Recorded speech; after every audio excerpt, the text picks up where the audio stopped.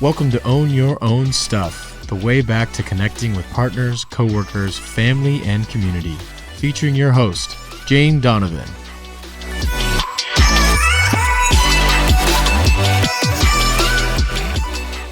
First off, a little bit about me. I've been a matchmaker and relationships coach for the past 15 years and love helping people to raise their vibration, heal their past, and create conscious relationships in all areas of their life. I'll be sharing stories, tools, and tips to help you to raise your frequency and access the love frequency for all situations in life. So if you are single, in a relationship, or somewhere in between, you're welcome here. Our lives are full of people we engage with in various roles, and gaining the skills to navigate the highs and lows to experience the best connections possible, well, that's our goal. Today I'm starting with a question. Are you coming from love or are you coming from fear? We really only have two categories of emotions going on. Either one that falls into the fear category, such as anger, sadness, boredom, frustration, disappointment, etc., or one that falls into the love category, such as happiness, peace, joy, contentment, excitement, etc. When there's conflict in our relationships, every conflict we have is due to one or more people being in the fear frequency. So let's take a look at fear in relationships and address how we can first acknowledge that either we are feeling fear or the person that we're engaging with is feeling fear.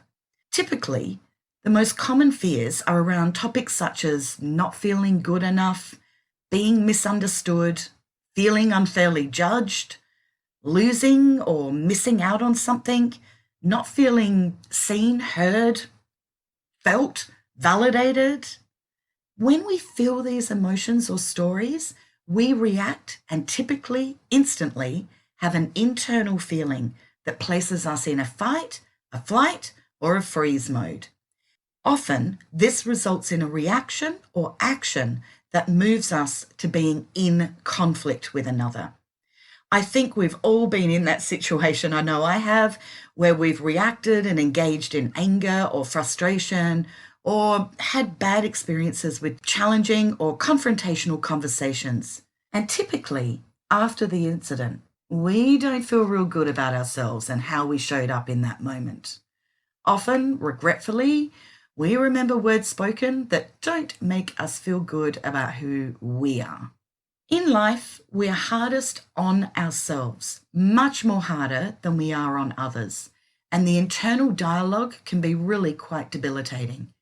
That is, unless we are holding on to a victim story and we are determined to commit to making the other person wrong. A typical victim story, it'll be one of like, poor me, or it's not my fault, or it's not fair, etc. There are many versions of victim stories. However, all they do is to serve to take away your power. An example is someone wanting to date and meet a special partner, yet they share constantly that all the good men or all the good women are taken. Sweeping generalizations like this are a true victim story that takes away all of that person's power. And this statement is not true. There are plenty of great single men and women all over the earth desiring to meet someone special. However, what this statement really does show is their disappointment that they haven't met someone special.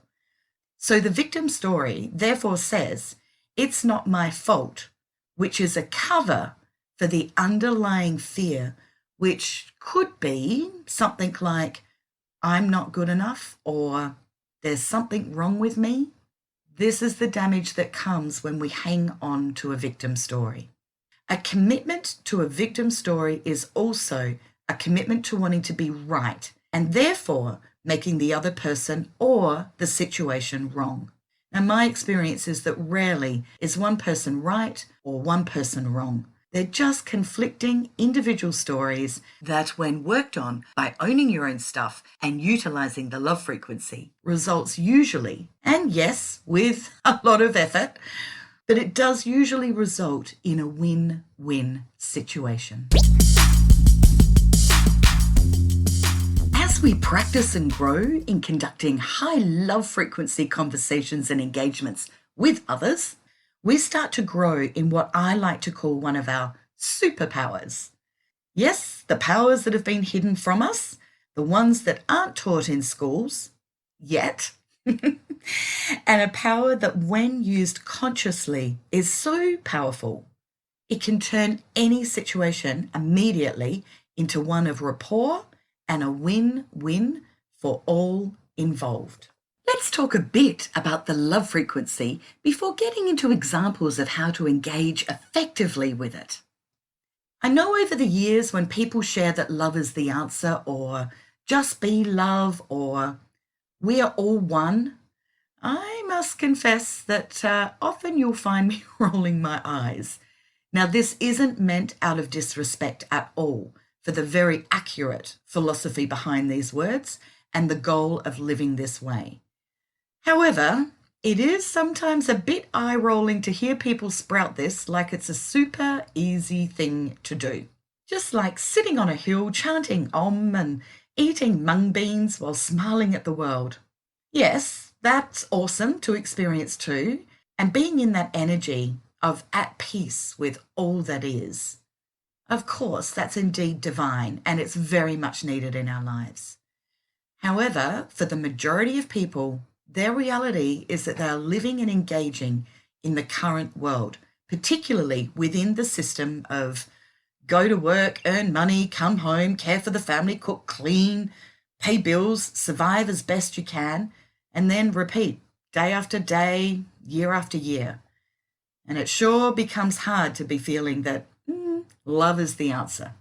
What rather I'm suggesting here is that having an understanding of the love frequency and learning the tools to bring this frequency into play anytime you are triggered to feel anything less than your best is a superpower you can turn on whenever needed.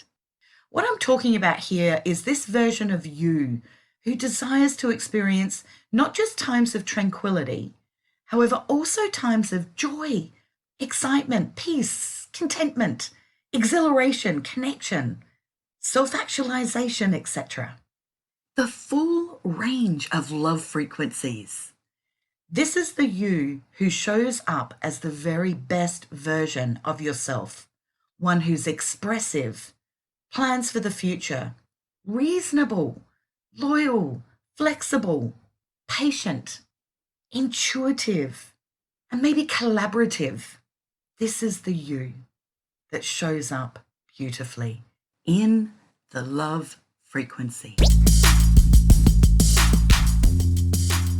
While I mentioned earlier, we have all had moments where we have not felt great about how we've shown up.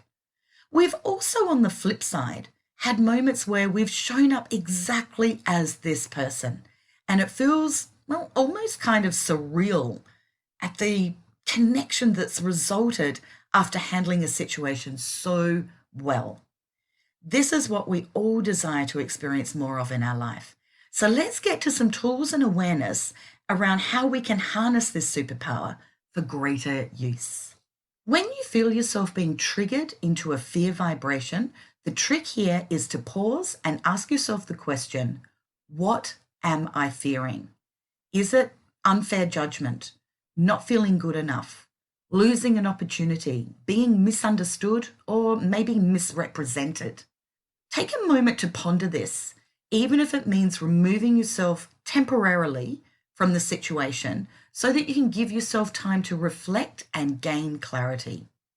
Then you can re-engage in the conversation, coming from a place of greater awareness and the truth that is needed to be spoken. This also enables an intention to be set. It's like a reset, one of connecting rather than disconnecting, to be resolution-based, to be engaging, to be felt, seen, heard with compassion and kindness. This is tapping into your superpower and the love frequency. As we identify the fear we're experiencing, we can then tackle this fear within ourselves by starting the healing journey of deprogramming, forgiveness, acceptance, or multiple ways that lead towards greater self love.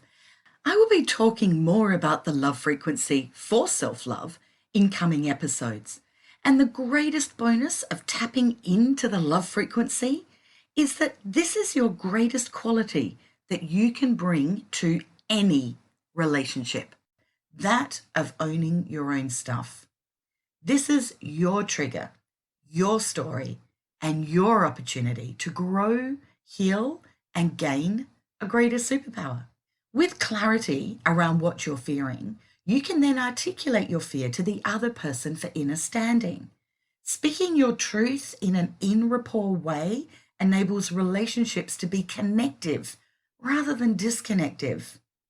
When our words, our thoughts, and our emotions are all in alignment and spoken with kindness and compassion and vulnerability, our truth is always received well by another. This is the soul to soul love frequency communication style that ensures that there is no resistance to your truth. This opens the pathway to a deeper level of connection, one where both people get to express in a safe arena that which they are feeling. It also enables us to reach for our compassion, to see the other person as someone who is also likely experiencing fear. And when they feel completely safe with you, and it does take time to build a foundation for others to feel safe. However, when you've done that, they then can feel safe with you to speak their truth. You will then be able to hear what their fear is, what their concerns are, what has triggered them. And a simple, effective tool is to ask gently and compassionately, what is their fear? What are they worried about? What concern do they have? And how can you help alleviate this with them? Reach for empathy as you hear their answer. This is where the healing occurs. This is where we get to move to a place of harm none with greater awareness around another's needs. When we commit to being in rapport and setting an intention to assist each other to be the highest and best versions of ourselves, we can build the bridge to a higher vibrational relationship every single time. As a matchmaker, I was often asked, what's the best quality to bring to a relationship? And my answer has always remained the same: owning your own stuff. And that's been closely followed by my happiness is my responsibility. What I mean by this is being responsible for your own emotions, your own triggers, your own energy, and your own behavior. And look, that's not easy right now because we are in turbulent and chaotic times at the moment, and never have all types of relationships been so challenging. Many people are in great fear and engaging in conflict every single day. And sadly, the division of good people is getting larger and the passions are high. On a positive note, though, people are becoming more and more vocal about their views.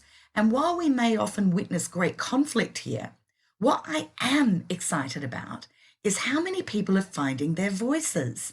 And speaking one's truth has for many people been a huge fear that they've not managed to overcome for perhaps decades. And yet now, these same people are finding their voices. This really is to be celebrated. And while often their voice may be coming from fear, they are climbing the emotional ladder and heading towards the love frequency.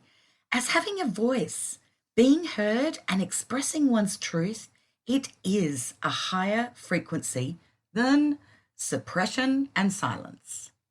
And as we witness the voices of those we love, who may have conflicting views around current issues like health or financial security, belief systems, perceived freedoms, We're given an abundance of opportunities to practice and engage in the love frequency. And the more we practice, the better we get at it. Stringing together tiny, small moments of connection with compassion for each other, that's going to result in great change. So celebrate your wins when you engage in the love frequency. Remember, your happiness is dependent totally on you and no one else. It's no one else's job to make another happy. And in fact, it's impossible really for anyone to make any other person feel anything. We are our own creator of our emotions and feelings. We hold the key to how we show up and engage with others, and we hold the power to shift any negative emotion, stories, or habits. We create our own realities by what we give our focus to, and as we know, the more we focus on any one thing, the greater it becomes. This is true in all areas of our life. So focusing and being committed to using the love frequency superpower is one that increases with ease to reach for any time, and the more it is utilized and practiced, the easier it gets. And then we just might find ourselves smiling on that hill, eating mung beans from time to time. Thanks for joining me.